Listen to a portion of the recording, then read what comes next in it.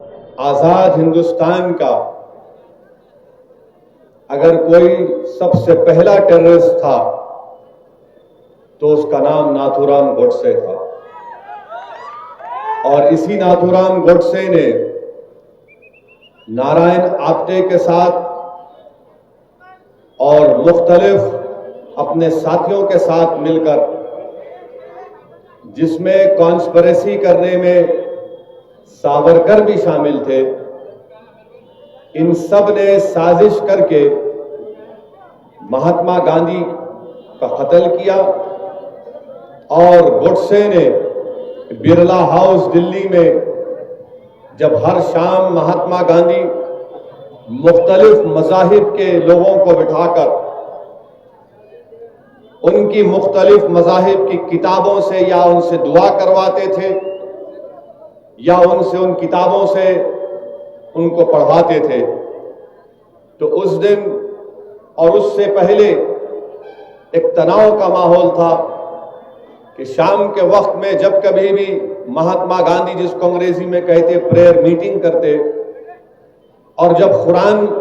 की तिलावत करने के लिए कोई मुसलमान पढ़ता तो बहुत से लोग उसकी मुखालिफत करते थे, मगर महात्मा गांधी उन मुखालिफत की परवाह नहीं करते थे और कहते थे कि पढ़ो, कुरान भी पढ़ो, दीगर मज़ाहिब की किताबों को भी पढ़ो। तो उस दिन नाथूराम गोडसे ने नारायण आप्टे के साथ मजमे से चीरकर गांधी के सामने आया और गांधी के पैर पड़ा और फौरन अपने पास से एक पिस्टल निकालकर महात्मा गांधी के ऊपर 3 गोलियां बरसा दी और उसी दिन महात्मा गांधी का कत्ल हो गया। मैं नौजवानों के बात इसलिए बताना चाह रहा हूं कि नाथूराम गोडसे ने गांधी को क्यों मारा, गोडसे की सोच और गोडसे की आइडियोलॉजी क्या थी और गोडसे के पीछे कौन लोग थे। मैं सावरकर का नाम इसलिए लिया हूं क्योंकि सुप्रीम कोर्ट के रिटायर्ड चीफ जस्टिस थे कपूर, जस्टिस कपूर कमीशन की रिपोर्ट में यह बात को कहा गया कि सावरकर महात्मा गांधी के कत्ल में कॉन्स्पिरेटर थे और महात्मा गांधी के कत्ल से पहले सावरकर के घर को जाकर गोडसे और आप्टे ने सावरकर से मुलाकात की और सावरकर ने नीचे आकर उनको छोड़कर कहा कि तुम जिस मकसद के लिए जा रहे हो तुमको उसमें कामयाबी मिलेगी। कपूर कमीशन की रिपोर्ट में बात कही गई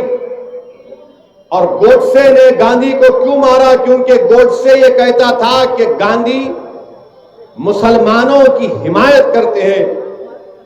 गोडसे ने गांधी को इसलिए मारा क्योंकि गोडसे का और उसके साथियों का मानना यह था कि गांधी हिंदुओं के इंटरेस्ट को प्रोटेक्ट नहीं कर रहे और गोडसे ने गांधी के जिस्म में 3 गोलियां दाग दी। नौजवानों याद रखो इस बात को कि गोडसे ने गांधी को कत्ल करने से पहले अपनी खतना भी कराई थी। और नहीं ये सुनिए आप, ये इसलिए किया था कि गोडसे को यकीन था कि जब मजमे में मैं महात्मा गांधी पर गोलियां बरसाऊंगा और लोग मुझे टूट पड़ेंगे और मुझे मारेंगे और जब मेरे जिस्म के कपड़े उतार कर देखा जाएगा तो हिंदुओं को यकीन हो जाएगा कि देखो एक मुसलमान ने गांधी का कत्ल कर दिया। ये इस सोच के आदमी थे, ये इस तरह की हरकत गोडसे ने की। मैं आज आपको ये बात बता रहा हूं कि आज भी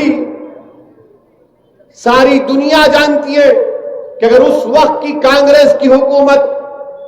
सही गांधी के असैसिनेशन के कत्ल की इन्वेस्टिगेशन करती तो उसी वक्त बड़े बड़े संघ परिवार के लीडर जेल में रहते थे, मगर उस वक्त की कांग्रेस की हुकूमत ने सही इन्वेस्टिगेशन नहीं किया। आज भी गांधी के कत्ल का जो लोग उसमें साजिश रचाए, आज भी ये चेहरे सामने नहीं आते।